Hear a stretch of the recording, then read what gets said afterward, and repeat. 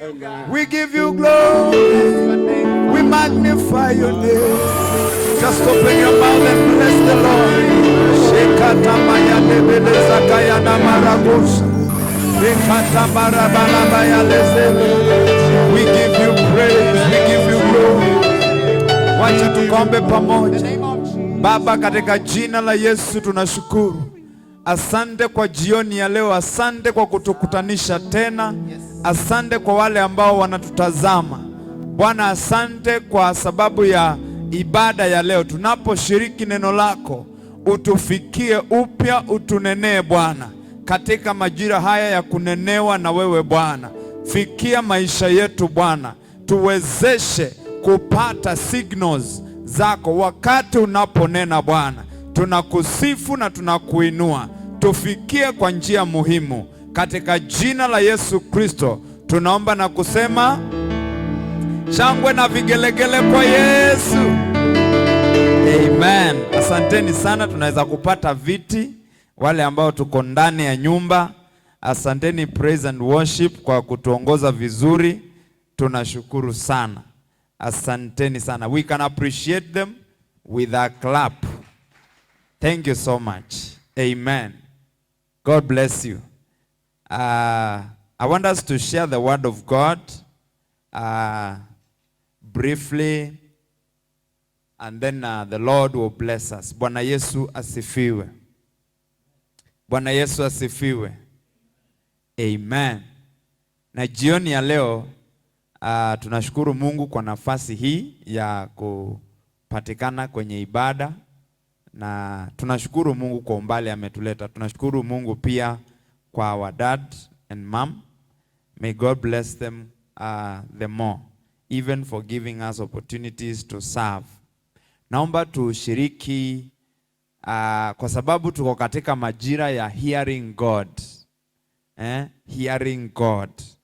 Naomba tushiriki kitu ambacho kinahusiana pale. Hearing God through the conscience. Do we call it conscience or conscience? Hearing God through the conscience. Kusikia Mungu kupitia kwa dhamira zetu. Dhamira zetu. Tutaeleza zaidi na tutapata mwelekeo zaidi tunaposonga mbele. Kuna kitu ndani yetu kinaitwa dhamira, kinaitwa conscience, na ni part of the system ambayo Mungu anatumia kunena nasi. Kwa hivyo, what is this conscience? Wacha nitumie maneno ya kueleza, nipate kueleza conscience. Unaandika con alafu unaongeza science.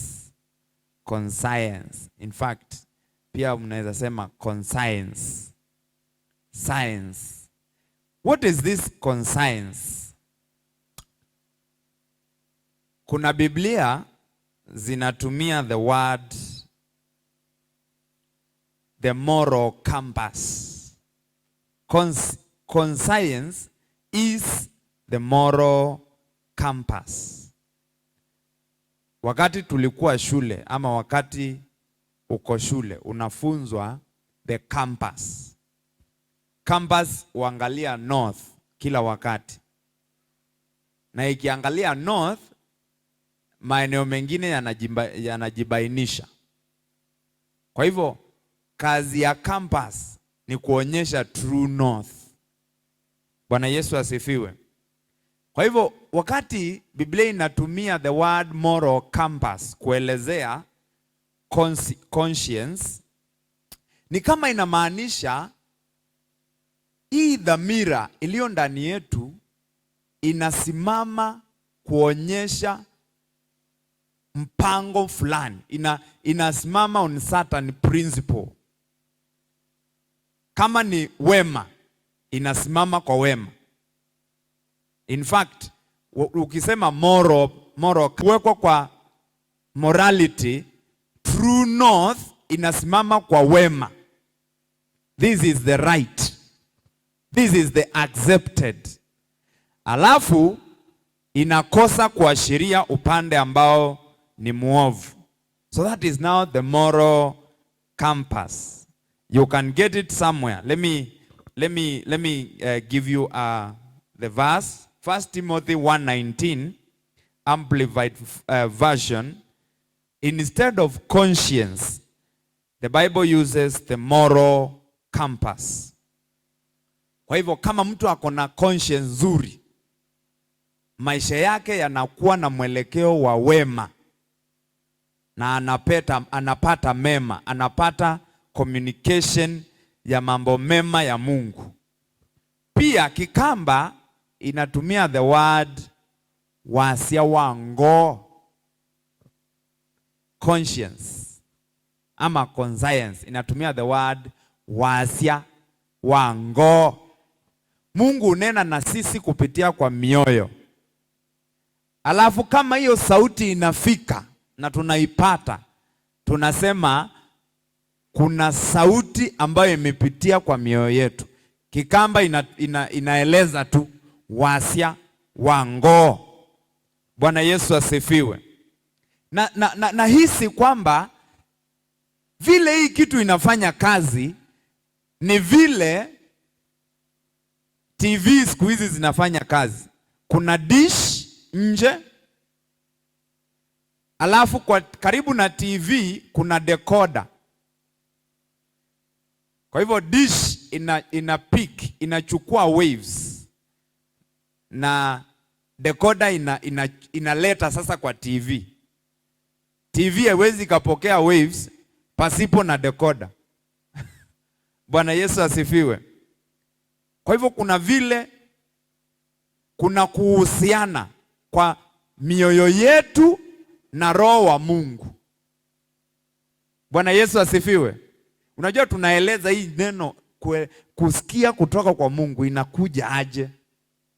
Kuna connection ya sisi mioyoni na roho wa Bwana. Now, katika mioyo yetu kuna roho fulani. In fact, the Bible sometimes instead of conscience inatumia the word the spirit in a man. Pia inatumia the word the heart. Tunaweza kuendelea zaidi kueleza zaidi undani. Lakini ndani yetu kuna receiver. Receiver, wakati Mungu anaongea kupitia kwa roho, tunapokea. Bwana Yesu asifiwe. Kupitia kwa conscience. Now, sijui kama umesoma verse inasema being one with God in the spirit. Kukuwa na umoja na Mungu kupitia kwa roho. 1 Corinthians 6:17. Being one with the Lord in spirit. Yaani kuna roho yake na kuna roho ndani ya mioyo yetu. Kuna hiyo conscience zinakuwa pamoja. Bwana Yesu asifiwe. Na ndio akisema, akiongea, nitakuonyesha vile inafanya kazi. Vile inafanya kazi. Alafu tutaeleza mambo fulani tu. Akiongea, moyo wako unapokea usemi wa Mungu. Mungu akuwezeshe kupokea usemi wake katika moyo wako. Amen. Wacha nikuonyeshe kitu kabla nieleze vile conscience inafanya kazi. Genesis 8:21. Niseme tu kabla, hata kama sitasoma ama nitasoma. Wakati Nuhu alitoka kwenye safina baada ya siku nyingi. Kumbuka kulikuwa na mvua mingi sana. Baada ya Nuhu kutoka, alitoa dhabihu.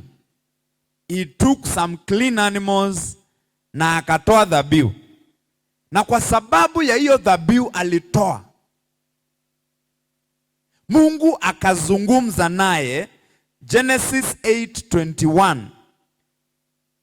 Mahali ambapo tunasema kuna verse tunapenda kutaja sana. Lakini hii verse iliambiwa mtu mmoja ndani ya moyo wake. Hii verse tunapenda kusema The seasons, let me see verse 21. And when the Lord smelled the pleasing aroma, the Lord said in Noah's heart, I will never again curse the ground because of man, for the imagination of man's heart are evil from his youth. Then verse 22, hii verse tunapenda kusema, while the earth remains, seed time and harvest, cold and heat, summer and winter, day and night shall not cease. Hiyo verse ambayo inabainisha majira ilisemwa ndani ya moyo wa Noa. Bwana Yesu asifiwe. Noah's heart.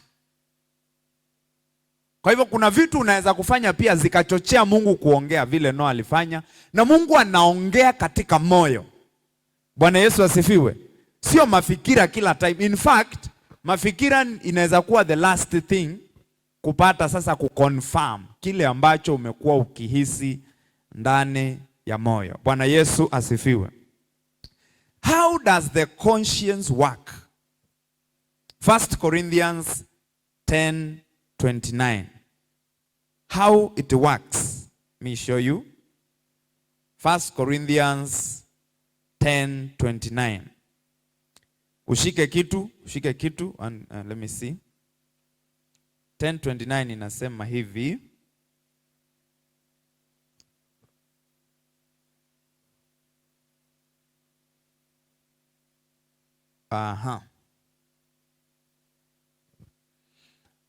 No, the other man's conscience, I mean, not yours. For why should my freedom be judged by another man's conscience? Now, freedom be judged. Now, judged by another one's conscience. Kumbe, kitu cha kwanza ambacho dhamira hufanya ni kwamba conscience directs or determines. Dhamira uongoza. Ni dhamira ama dhamiri. Dhamiri uongoza. Uonyesha ile njia ambayo unafaa kuenda. Kumbuka tuliita compass. Inaonyesha this is the way. Kama ni nzuri, inaonyesha njia nzuri. Kama ni mbaya, inaonyesha njia mbaya. Kuna judgment inafanyika. Wakati kuna options, inaonyesha this is the right thing. Ama this is what you should go with.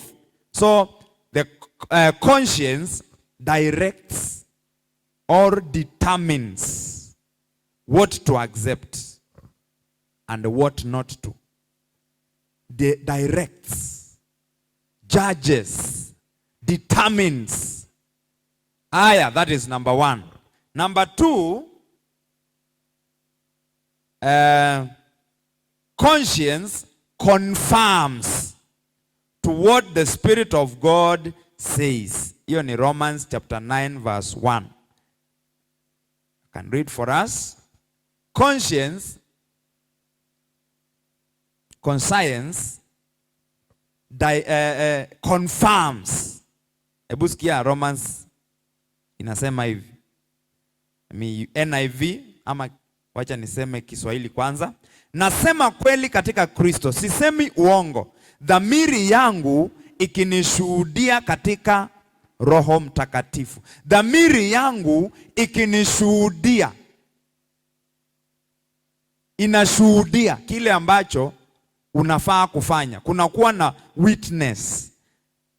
NIV inasema I speak the truth in Christ. I am not lying. My conscience confirms it in the Holy Spirit. Bwana Yesu asifiwe. It confirms. This is what is right. This is what the Spirit of God is saying. Kunakuwa hakuna doubts.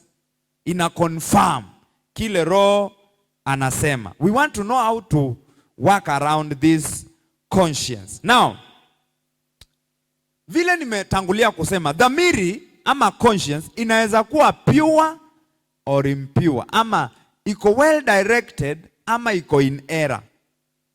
Let me show you instances here and how it happens. Number 1, 1 Corinthians 8:7 inasema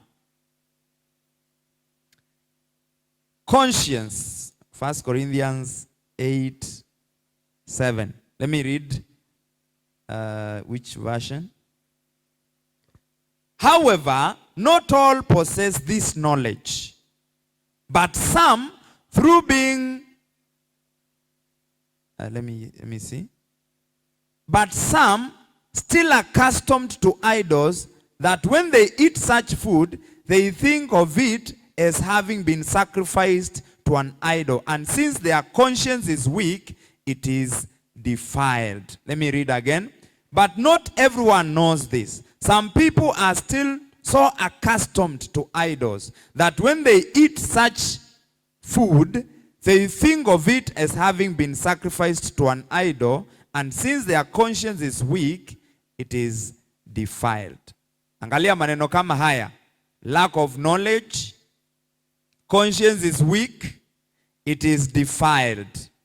Now, this is what is happening there. One without enough knowledge can defile their weak conscience by being misled to that which is wrong. Bwana Yesu asifiwe. Akiongozwa kufanya kile ambacho sio sawa kwa sababu hana information nzuri, basi ananajisi ile dhamiri ambayo haijaumbika sana. It becomes defiled. Kwa sababu amefanya kitu ambacho yeye ajui kama ni sawa, amekuwa misled. And that's how they get defiled. Anaingia katika error when it is without knowledge, they are misled. Kwa hivyo wakati watu wako misled, their conscience is not right. Number 2, 1 Corinthians 8:12, the same chapter. Let me read the NIV. Let me see NIV. NIV. Ama nisome Kiswahili. Let me see Kiswahili. Kiswahili says, ilivyo mkiwatenda dhambi ndugu zenu na kuitia jeraha dhamiri iliyo dhaifu. Hebu sikia, kuitia jeraha dhamiri iliyo dhaifu, mnatenda dhambi Kristo. Wounded, when you sin against your brothers in this way and wound their weak conscience. Kumbe the conscience can be wounded. Someone's weak conscience can be wounded. Kama unaandika unaweza capture that one. It can be wounded when they are sinned against. Kuna watu wakikosewa na watu fulani ambao hawakutarajia kukosewa na wao, dhamiri yao inapata jeraha. Inapata jeraha. The conscience inapata jeraha. Kwa hivyo inakuwa kwamba sasa kupata kugangwa tena, kukuja tena akue achukue mambo vizuri, kuna kazi. Na hiyo inatoa uwezo wa kupata sauti ya Mungu. Bwana Yesu asifiwe. When the conscience is defiled or wounded, inatoa uwezo, inapeleka mtu mbali sana na kusikia sauti ya Mungu. Let me give you an example. Mtu ambaye amekosewa na akaingiwa na bitterness ndani yake, hiyo ni wounded conscience. Do you know, hata Mungu akitaka aonyeshe mwingine rehema fulani, ampendelee mtu mwingine, afanyie mwingine wema, atataka kusikia hiyo sauti. Wasichana waliokosewa na vijana, akishakosewa na apate jeraha, anakuwa na ugumu wa kuamini vijana wengine, wavulana, wanaume wengine, kwa sababu kuna jeraha. Bwana Yesu asifiwe. Mungu na agange kila jeraha ambalo liko katika mioyo ya wapendwa katika jina la Yesu. Amen. La mwisho kwa sasa, about how the conscience how the conscience can be altered. Let me show you something in 1 Timothy 4:2. 1 Timothy 4:2. 1 Timothy 4:2. Let me read. Through the pretensions of liars, whose consciences are seared. Mtu akiendelea akiwa ameumia dhamiri yake na amepata kunajisika, amechanganyika katika dhamiri yake, na aendelee hivyo akose kurudi, inafika mahali anakuwa mgumu, anakuwa hardened. In fact, nimesema wounded and defiled consciences can harden and never come back to purity. Can harden and never come back to purity. Anakuwa mgumu, asipate kusikia tena sauti ya Mungu, sauti ya utakatifu. Moral compass inakuwa sasa inatoka katika wema, inakuwa katika mambo maovu. Ana approve mambo ambayo si sawa. Now, let me bring you to pure conscience. What a pure conscience does. Unajua tukitumikia Mungu tunahitaji this pure conscience. I want you to look at this. What a pure conscience does. Alafu tutamalizia na kuona how can we have a pure conscience. Let me read a verse here that I read again. Kuna verse nimekusomea hapa, inasema hivi. 1 Timothy 1:19. You will be faithful and have a clear conscience. Some people have made a mess of their faith because they did not listen to their consciences. Hebu sikia hiyo. Some people have made a mess of their faith because they didn't listen to their consciences. Another version inasema, holding faith and a good conscience, which some having thrust from them made a shipwreck concerning the faith. Kuna watu waliharibikiwa na imani yao ikapotea kwa sababu ya kutozingatia ili jambo la dhamiri. Paulo anaeleza vile wengine their faith had a shipwreck. Wakati kuna shipwreck, hakuna kipande kinapatikana karibu na kingine. Hiyo meli inaisha kabisa. Kwa hiyo this matters of conscience is a very important thing that we need to have and know when we are walking with the Lord. Now, what can a good conscience do? A good conscience. Hebrews 9:14. Acha nianze hapo ndio nikuonyeshe what an impure conscience can do also. Hebrews, I'm reading for myself here. Hebrews, where is Hebrews? 9:14. Look at this. Inasema, how much more shall the blood of Christ, who through the eternal Spirit offered himself without blemish to God, purify your conscience from dead works to serve the living God. Kumbe dhamiri zetu zinaoshwa na damu ya Yesu Kristo. I want you to open your mouth in 10 seconds and tell God, nisafishe kwa damu ya Yesu. Safisha dhamiri zangu, dhamiri yangu kwa damu ya Yesu Kristo. Nisafishe kulingana na neno lako. Nisafishe, safisha dhamiri yangu kwa damu ya Yesu Kristo. You know, it is cleansed, it is purified by the blood of Jesus Christ. from dead works. Kutokana na mambo ya kiovu, kutokana na dhambi, matendo ambayo ni ya wafu, tunapata kuingia katika utumishi. Hebu sikia hii. Hatuwezi tukatumikia Mungu ikiwa dhamiri zetu ni za uovu. Bwana Yesu asifiwe. Dhamiri zetu mpaka zikuwe za kweli, za kiungu, zina approve, zinakubali. Zinakubali utumishi wa Mungu.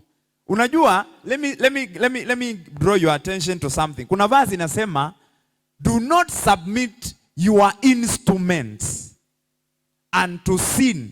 Yani your body parts zinaitwa instruments in a certain verse ya Romans. Do not submit your instruments unto sin, but submit them to be instruments of righteousness. Kwa hivyo wakati dhamiri yako imeingia katika utakatifu, ni nzuri, na umepata kutakaswa, unaanza kutumikia Mungu. Bwana Yesu asifiwe. So number one, it encourages serving the living God. When your conscience is clean, you serve God. Hakuna mtumishi ambaye hatasikia kutoka kwa Mungu. Hujasikia? Hakuna mtumishi wa Mungu ambaye hatasikia kutoka kwa Mungu. The Bible says, the Lord will not hide anything from his servants, the prophets. He will always tell them before it happens. He will always tell them before he does it. His servants, the prophets, the servants, anawapatia maufunuo. Bwana Yesu asifiwe. Number two, what a good conscience can do. Of course, hiyo imeshikanisha na how we can get a good conscience. Unajua wakati mtu anagrow, anapitia mambo mengi. Kuna watu kwa sababu ya mambo wamepitia, ndio sababu wanakubalia maisha fulani na wanakataa maisha fulani. Hata akiwa kanisani anaweza kubalia kitu fulani na akatae kitu fulani, hata kama vingine ni vitu vizuri, lakini anazikataa kwa sababu ya mambo fulani alipitia na yakaumiza conscience, yakaumiza. Anaweza kuwa aamini pastor wake kwa sababu kuna mahali alipitia katikati ya matapeli, wakamtapeli, kwa hivyo conscience yake ikaumia, na hivyo anakuwa na changamoto katika hiyo area. Bwana Yesu asifiwe. Mungu atusaidie sana. Number two, desire to conduct. Yani your good conscience inakupatia tamanio la kufanya vitu vizuri. Let me show you something in Hebrews 13. Hebrews 13 verse 18. Hebrews 13 verse 18 inasema hivi, pray for us, for we are sure that we have a clear conscience. Oh yes, pia inaitwa clear conscience. For we are sure we have a clear conscience, desiring to act honorably in all things.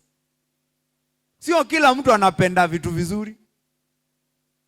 Dhamiri ya mtu ikiwa imeharibika, hatapenda vitu vizuri, hatapenda kuongea vizuri, hatapenda kufikiri vizuri, hatapenda kutenda vizuri. Lakini kuna maeneo unafika, ukiangalia hii jambo la dhamiri, mioyo yetu, katika mioyo yetu. Let me read Kiswahili nione vile inasema. Tuombeeni, maana tunaamini kwamba tuna dhamiri jema, tukitaka kuwa na mwenendo mwema katika mambo yote. Tukitaka kuwa na mwenendo mwema. Bwana Yesu asifiwe. Kuna kutaka. Dhamiri nzuri inaleta kutaka. Kama ni msichana anataka kuishi vizuri, anataka akue, ana life ingine imejificha. Kama ni kijana pia, mvulana, anataka awe na mwenendo mzuri.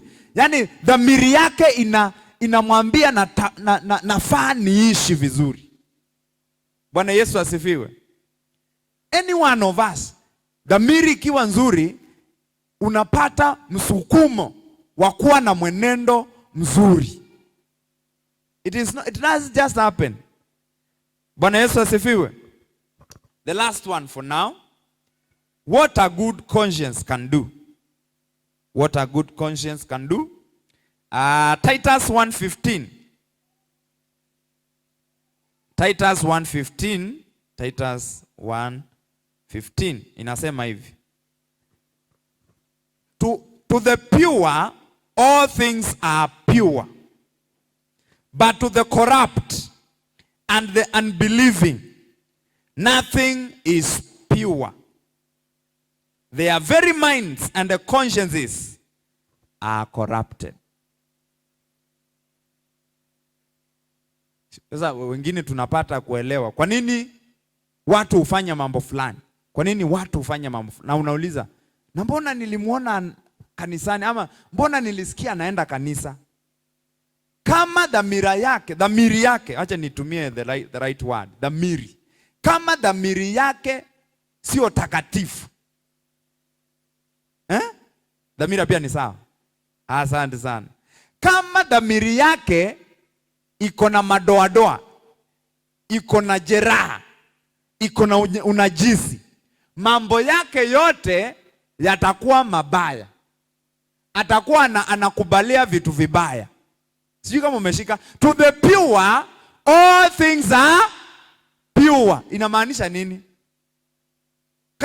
Kama ile canvas iko ndani yake haionyeshi true north. Hata Mungu akionyesha true north hatakubalia. Kwa sababu canvas ile iko ndani, dhamiri ama dhamira haionyeshi wapi? True north. I think tunaonyesha what really happens, ndio usikie kutoka kwa Mungu. What really happens? Kuna vile mwenendo wako unafaa kuwa na wema. Kuna vile umeapprove vitu vizuri. Kuna vile dhamira yako ni nzuri, imekuwa imetakasika, inakubalia wema. Bwana Yesu asifiwe.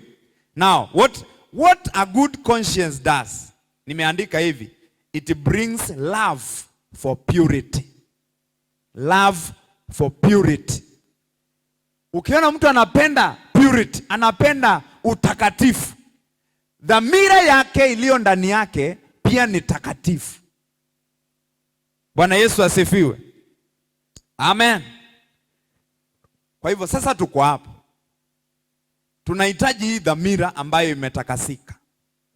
Na hata kama tumepitia mambo fulani ambayo yameharibu dhamira zetu, before we get to a point of a seared conscience, tunaweza amini Mungu, Bwana akaponya dhamira zetu, akatupatia kurudi katika dhamira ambayo imetakasika na inakubalia kile Mungu amekubalia. I love that.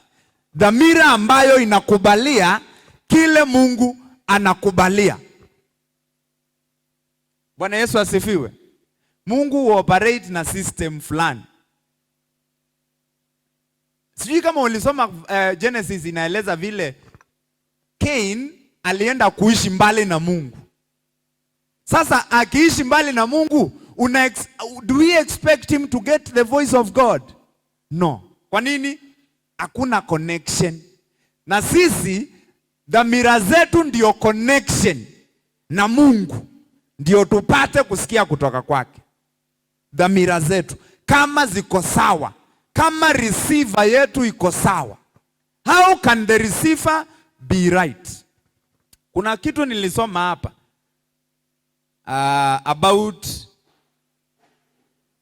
about lack of knowledge. The reason why we come to church is because we are also educated on certain things. Do you know? Listen to this. Wacha tu nipeane kwa urahisi. Ukikubalia mambo mazuri sana, inakuja kuwa mtindo wako. Bwana Yesu asifiwe. Kama umeshika sema amen. Ukikubalia vitu vizuri, hata kama saa zingine ni ngumu, unapata ati tu umekuwa mtu wa vitu vizuri. Aya, mtu ambaye amekubalia vitu vibaya at some point, vitu vibaya anakuwa corrupted to an extent that anapoendelea anaanza kutoka kwa uzuri anaingia kwa ubaya na anakuja kuwa mbaya. And that's how the Titus 1:15 inasema to the pure all things are pure, to the impure nothing is pure. Kila kitu kwake ni cha kutilia shaka. Mungu atusaidie. Kwa hivyo number 1 ninasema weak consciences can be strengthened by learning and approving what is right.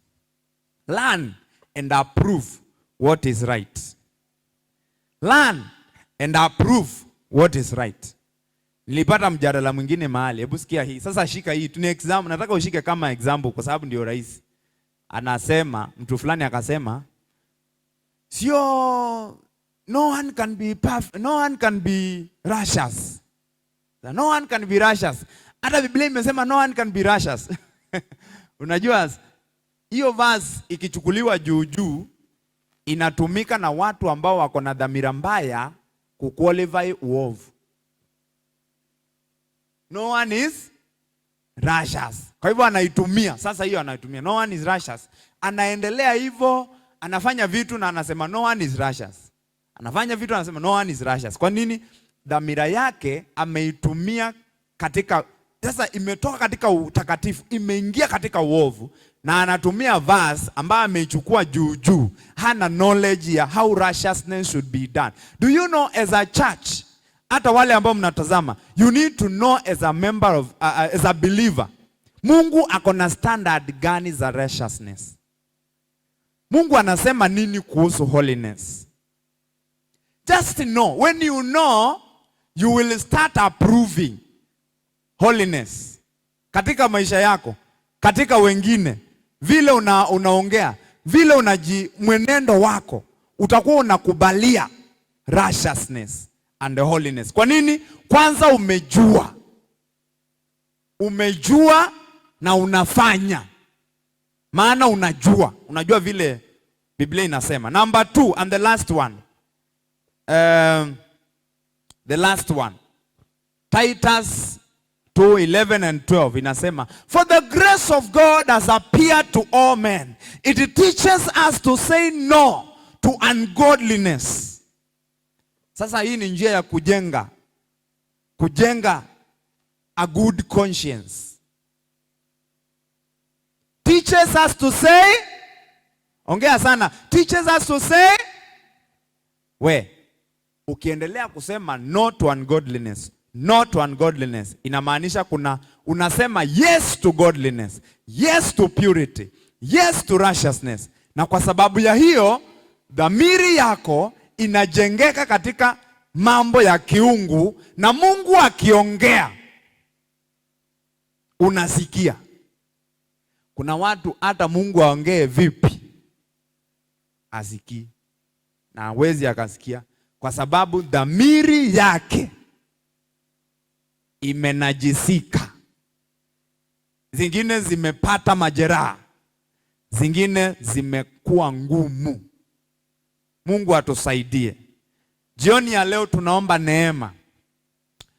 neema ya kusema la kwa uovu. Na pia tunaomba Bwana atusaidie tupate kuelewa, tupate kujua, ili tukatoke level ya weak conscience, tukatoke hiyo level. Kwanza tukajue neno la Mungu. Bwana atusaidie tukajue kile Mungu amesema. Tusifuate tu maneno ambayo yananajisi dhamiri zetu. Naomba tu usimame kwa mguu wako na waambie Bwana akusaidie kuelewa kile amesema katika kuhusu mienendo ya wanadamu, mienendo yetu. Vile amesema, vile amepromise tunafaa kuishi kama believers, vile ambavyo tunafaa kuishi na wengine, vile ambavyo tunafaa kuishi na mabwana zetu na mabibi zetu na wale ambao wako juu yetu. The way we are supposed to live with our masters, those that are even below us. Because when we know, we can strengthen our consciences. Father, help us to know. Even as we read the word of God, open our eyes to know. Help us to know that which will be of help to us to strengthen our consciences.